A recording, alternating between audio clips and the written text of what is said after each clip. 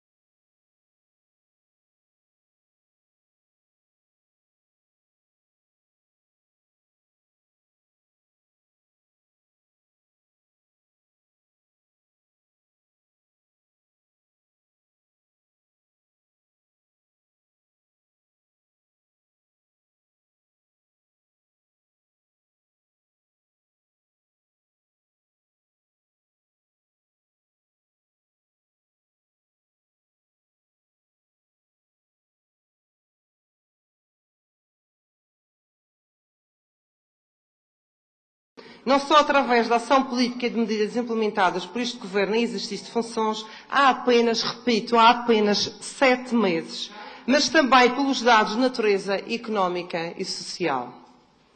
Contudo, é preciso termos presente que o Executivo tomou posse num período difícil, de crise e de austeridade a nível nacional, a que se somaram medidas decorrentes do Plano de Ajustamento Económico e Financeiro aplicado à região autónoma da Madeira.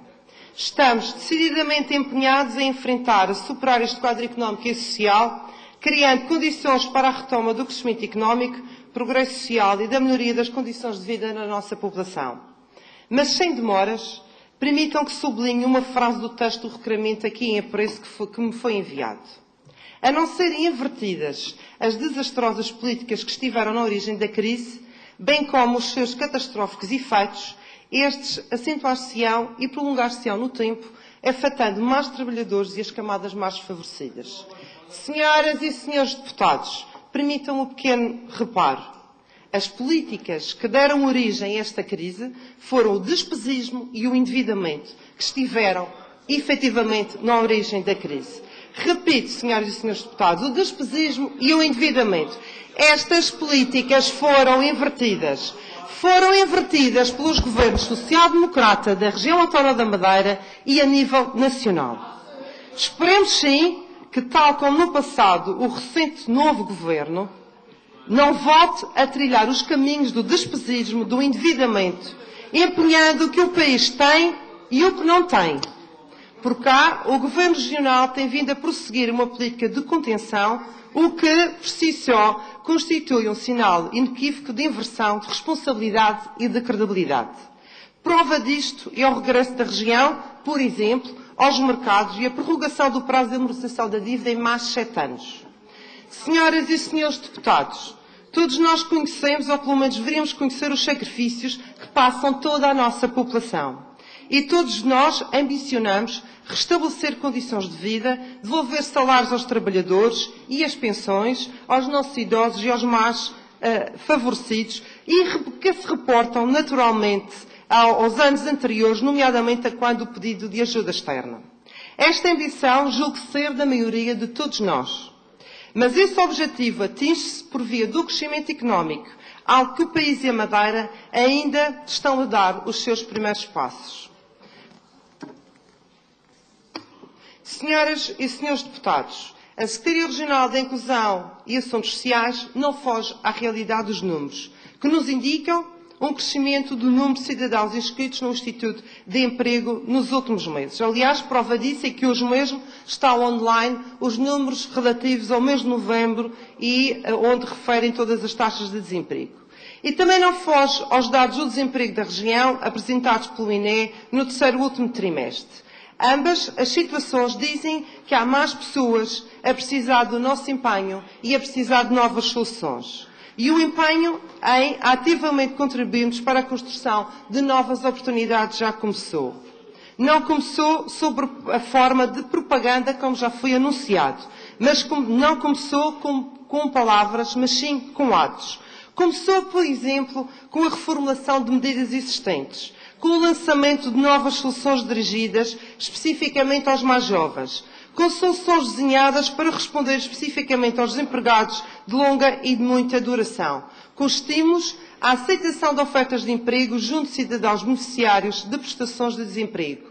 Começou com o incentivo do nosso tecido empresarial com prémios à contratação. Divulgamos e gerimos no início do ano até à presente data 13 medidas ativas de emprego, num investimento total de 18 milhões de euros. Apoiamos 600 postos de trabalho em empresas, criação do próprio emprego. Colocamos 1.240 inscritos no mercado de trabalho através de 2.141 ofertas de emprego recebidas no Instituto de Emprego. A par destes, registram-se ainda 5.017 autocolocações destes mesmos inscritos.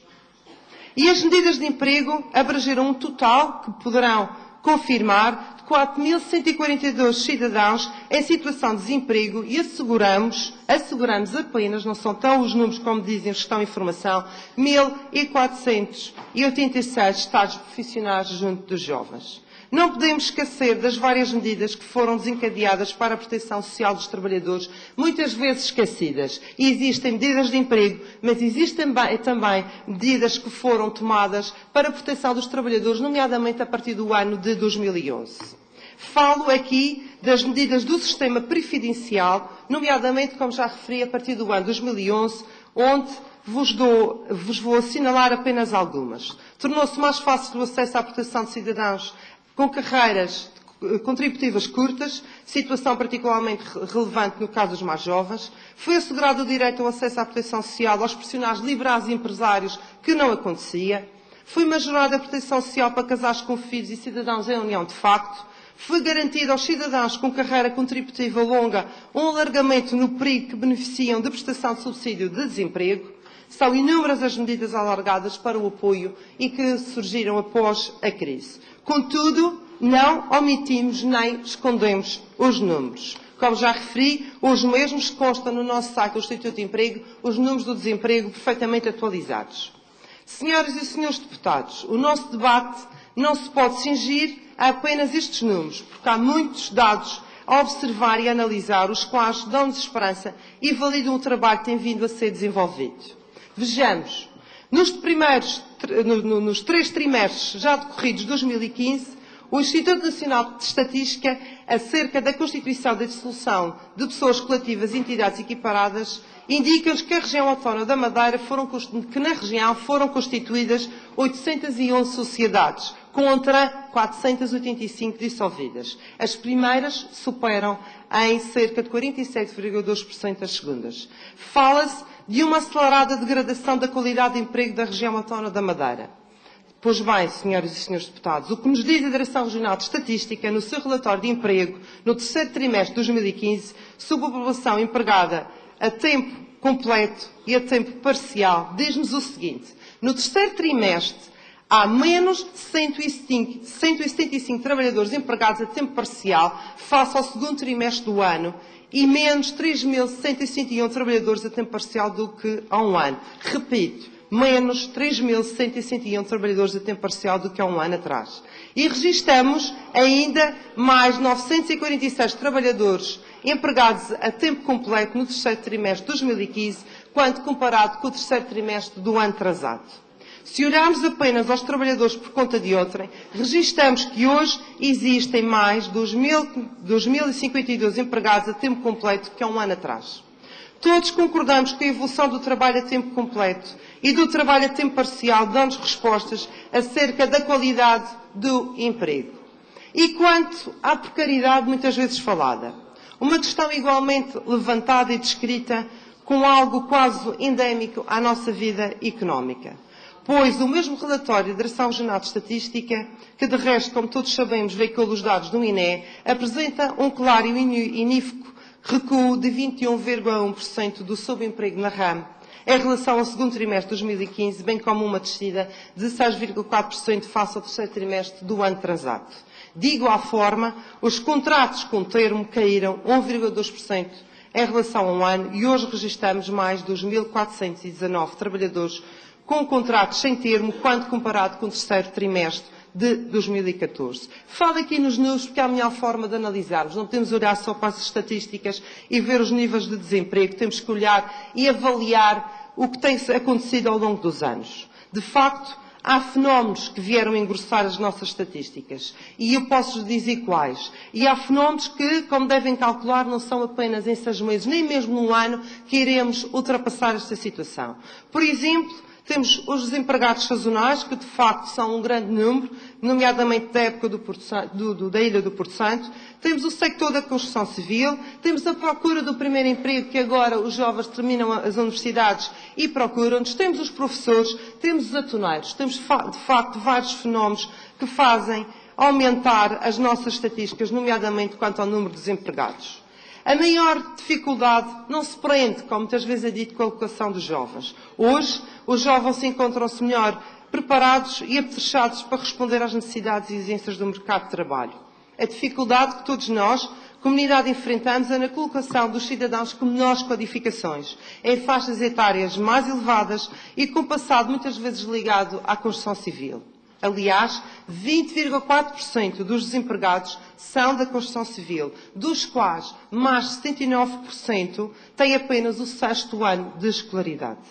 E aqui chegados, deixem que sublinque que de janeiro a outubro do presente ano, a região registrou um decréscimo de 26,3% de despedimentos coletivos face ao igual período do ano atrasado. Em 2015, até à presente data, também não posso deixar aqui de vos dizer, porque isso também foi levantado no requerimento, foram instaurados 448 processos de contraordenações por infrações laborais de vária ordem, incluindo os incumprimentos salariais. Neste capítulo, o incumprimento salarial está na origem de 276 dos 448 processos já referidos, onde foram aplicadas coimas superiores a 9.015 mil euros. Neste sentido, e a par da ação desenvolvida pela Inspeção de Trabalho, permitam lembrar o facto do Governo Regional ter adotado os instrumentos existentes para proteger os trabalhadores com salários devidos e não pagos, subsídio de férias e de Natal, e as indemnizações por cessão de contrato de trabalho. Neste âmbito, de janeiro a novembro de 2015, através do Fundo de Garantia Salarial, que é este o instrumento de apoio a estes trabalhadores, o Fundo de Garantia Salarial foram pagos mais de 2.580.000 euros. que corresponde a 402 trabalhadores e que correspondem a 38 empresas. Portanto, isto foram aquelas pessoas...